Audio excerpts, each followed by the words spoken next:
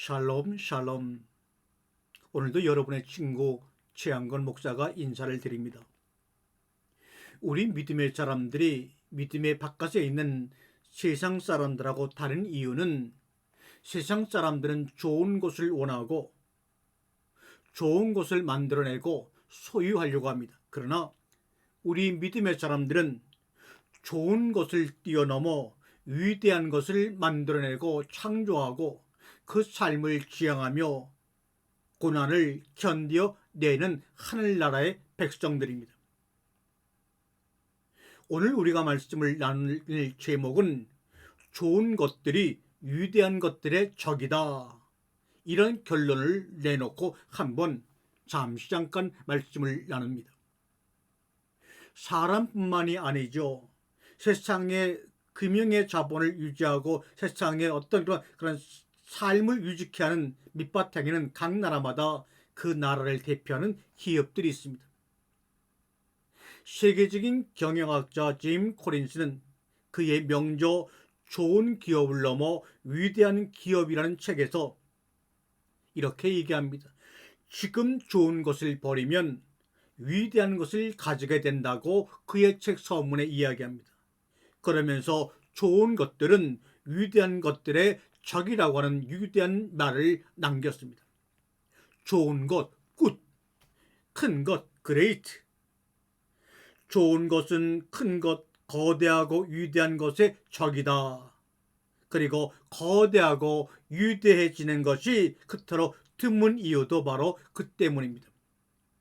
짐 코린스 교수는 미국 스탠퍼드 대학교 경영대학원의 명강의 교수로 경영하는 사람이라면 다 알고 있는 경영학의 대부라고 불리는 인물입니다. 그는 5여 년에 걸쳐서 2,000여 명을 심층 인터뷰하고 6,000여 편의 관련 논문을 검색하여 20년 동안 살아남은 기업을 총체적으로 분석하여 그 결과 좋은 기업을 넘어 위대한 기업으로라는 명작을 저술합니다. Good to Great라는 말이죠. 이 책에 의하면 많은 기업가 사람들이 그런대로 남과 비교하여 그렇게 떨어지지 아니하고 그냥 그럭저럭 좋은 삶에 만족하며 그 너머 알지 못하는 위대한 삶으로 나아가려고 하지 않는다 이야기합니다. 성경도 이런 이야기를 우리에게 많이 들려주고 있죠. 분명히 도약할 수 있는데 이만하면 되었다면서 위대한 삶을, 하늘나라의 삶을 미리 포기하는 겁니다. 천국에 가기를 원하면서도 그 천국의 위대한 삶을 미리 포기하는 경우가 대다수입니다. 그래서 저는 짐 코린스의 이야기를 좋아합니다. 짐 코린스는 연이어 말하기를 좋은 것에 만족하지 말고 더 위대한 것을 추구하라고 강연할 때 그는 이런 질문을 청중으로부터 받습니다. 제가 왜 꼭 위대한 회사를 만들어야 하는 거죠? 전 단지 성공하고 싶을 뿐이라면 어쩝니까? 라고 질문합니다. 이에 대해 짐 코린스는 머물거리지 않고 두 가지의 대답을 줍니다. 첫째로 위대한 것, great, 위대한 것을 만드는 일이 좋은 것을 만드는 일보다 더 어렵지 않다 그 말입니다. 즉 위대한 것을 추구할 때 드는 에너지는 좋은 것을 지속시키려 할 때 드는 에너지와 별반의 차이가 없다는 것을 설명해 줍니다. 둘째로 위대한 것을 추구하는 것은 의미, 가치를 찾는 일이라는 것입니다. 사람이 가장 보람을 찾을 때가 바로 자신의 삶에서의 의미와 가치를 발견했을 때인데 위대한 것을 추구하면 의미를, 나 자신의 존재 가치를 찾게 된다고 말합니다. 이분이 신앙이 있는 분인지는 확실하지 않지만 성서적인 감각이 있는 분이라는 것은 오해의 여지가 없습니다. 한마디로 위대한 것이 이렇게나 좋은 것이니 좋은 것에 머물지 말고 위대한 것을 추구하라는 조언은 참으로 이 시대의 명교수다운 현자입니다. 그런데 왜 많은 개인과 기업들이 이 일을 못하는가? 왜 바로 좋은 것들을 버리지 못하기 때문입니다. 좋은 것들에 집착하여 버리지 못하기에 위대한 것으로 한 발자국 나아가지 못합니다. 그러나 애플이 그랬고 구글이 그랬고 삼성이 그랬고 다양한 많은 이 시대를 리드하는 기업들은 좋은 것에 집착하지 아니하고 버리고 위대한 것을 추구하는 결과 지금 우리에게 그 기업의 로고만 보더라도 많은 사람은 그들을 신뢰하고 꿈을 함께 나누기에 주식의 가치가 높아지는 것 아닐까요? 그리하여 진 콜린스는 유명한 마지막 표현을 합니다. 좋은 것은 위대한 것의 적이다. 간단한 문장 한마디가 우리에게 들려주는 의미는 심상하지 않습니다. 좋은 것에 취해 좋은 것보다 더 좋은 것, 더 위대한 것을 생각하지 않는 어리석음을 우리는 깨달아야 합니다. 반성하고 회개해야 합니다. 배설물을 내어버림으로 가장 좋은 것을 맺는 삶, 신앙생활은 바로 그런 생활입니다. 이 세상에 아무리 좋은 것들이 많아도 하늘나라의 그것과는 전혀 절대로 비교할 수가 없습니다. 세상의 좋은 것에 취해 하늘의 위대한 것을 잊어버린다면 가장 어리석은 실패한 인생이 됩니다. 그래서 마태복음 16장 26절에 사람이 만일 온 천하를 얻고도 제 목숨을 잃으면 무엇이 유익하리요? 사람이 무엇을 주고 제 목숨과 바꾸겠느냐? 우리에게 경고성 권면하십니다. 바울 사도는 예수님을 사랑하면서 그 사랑의 방해가 되는 것을 날마다 버리면서 나는 날마다 죽노라 고백합니다. 빌립보 3장 9절에 나와 있지요. 또한 모든 것을 해로 여김은 내 주 그리스도 예수를 아는 지식이 가장 고상하기 때문이라. 내가 그를 위하여 모든 것을 잊어버리고 배설물로 여김은 그리스도를 얻고 그 안에서 발견대로 함이니. 아멘 아멘.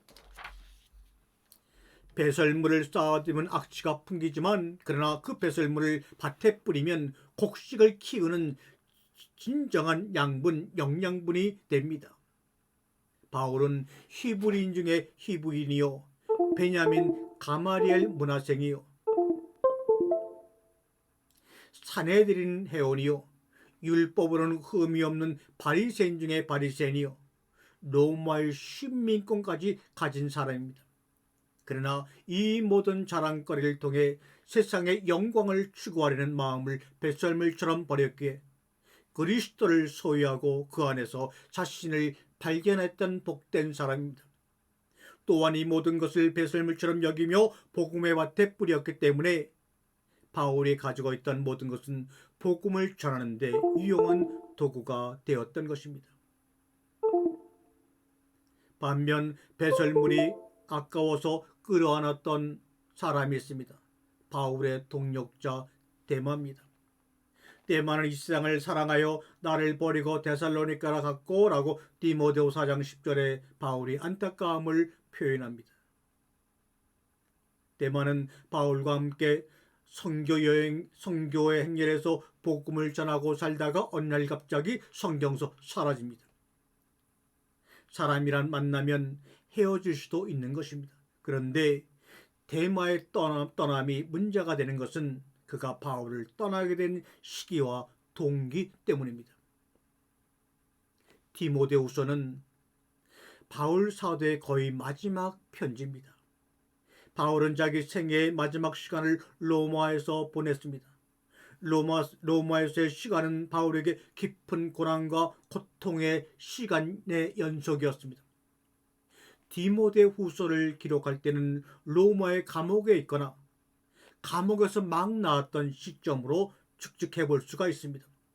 죽음을 예감한 바울은 이 세상을 떠나기 전 마지막으로 자기의 복음을 향한 열정을 세계 수도인 로마에 쏟아붓고 싶었습니다. 바로 이때 이 시기에 데마는 바울 곁을 떠났습니다. 그런데 이것보다 더 중요한 이유가 몇 가지 있습니다. 대만은 세상을 사랑하여 데살리니가로 갔다 왔다. 성경에 나오는 세상의 의미가 몇 가지가 있지만 여기서 세상은 하나님을 따르지 못하게 하는 잘못된 사고와 철학과 가치관과 욕심 등을 의미합니다. 이러한 세상의 의미를 가장 잘 보여주는 것이 바로 요한일서 2장 15절과 16절의 말씀입니다. 함께 읽겠습니다. 이 세상이나 세상에 있는 것들을 사랑하지 말라. 누구든지 세상을 사랑하면 아버지의 사랑이 그 안에 있지 아니하니 이는 세상에 있는 모든 것이 육신의 정욕과 안목의 정욕과 이생의 자랑이니 다 아버지께로 온 것이 아니요 세상으로부터 온 것이니라. 이 세상은 주님을 십자가에 못 박은 세상입니다. 주님의 길을 따른 사람을 조롱하고 배척하는 세상입니다. 그런데 대만은 이 세상을 사랑하여 가장 고난의 중심에 있던 시간에 바울을 떠났던 것입니다. 바울이 배설물로 여겨 던진 것을 대만은 끌어안으려고 떠난 것입니다. 버려야 할 것이 무엇인지를 아는 순간부터 나무는 가장 아름답게 불탄다고 이야기했습니다. 버림으로써 얻는 것이 있습니다. 이 말은 버리지 아니하면 절대로 얻을 수 없다는 의미이기도 합니다. 그릇은 지저분한 것을 버림으로써 소중한 것을 그 안에 담을 수가 있습니다. 버림은 곧 신선한 것들로 신령한 것들로 하늘의 것으로 채움으로 이어집니다. 내가 그를 위하여 모든 것을 잊어버리고 배설물로 여김은 그리스도를 얻고 그 안에서 발견대로 함이니라. 문자의 내용이 중요한 것이라 그 말을 했던 사도 바울의 마음이 지 마음으로 2000년의 시공간을 초월하여 이어지는 이 순간이 얼마나 복되고 기쁜 순간입니까? 우리가 전 시간에도 말씀을 드렸어요. 성취하는 것만 열매가 아니라 주님을 위해서 버린 것들도 성령의 열매다.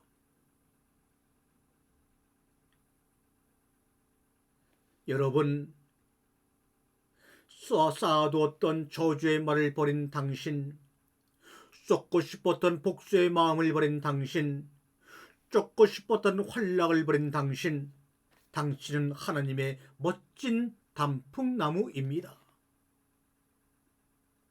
풍경을 볼 줄 아는 사람이 인생의 고수요 신앙의 고수입니다. 주님이 지으신 풍경을 마음에 품며 살았던 다윗의 풍요로운 고백을 한번 들어보시렵니까? 시편 8편 1절의 말씀이죠. 여호와여 여호와여 주의 이름이 온 땅에 어찌 그리 아름다운지요. 주의 영광이 하늘을 덮었나이다. 아멘. 생금가루 같은 햇빛이 심을 읽고 어스름이 살을 푸는 그리하여 그림자가 편안히 옆으로 눕는 저녁길, 다정한 골목길에 구수하게 익어가는 국수 냄새, 여유있게 걸어가다가 돌뿌리에 채여 넘어지며 씩 웃으면서 바지에 묻은 흙먼지를 툭툭 털어버리기도 하고, 길가에 피어난 민들레나 제비꽃을 한없이 바라보는 넉넉함, 아니 더 고개 숙여 외로운 풀잎들을 위로하기 위해 방문하는 달팽이의 땀을 보는 서정, 이것이 바로 하늘나라의 사람이요 믿음의 사람들의 풍성한 마음입니다.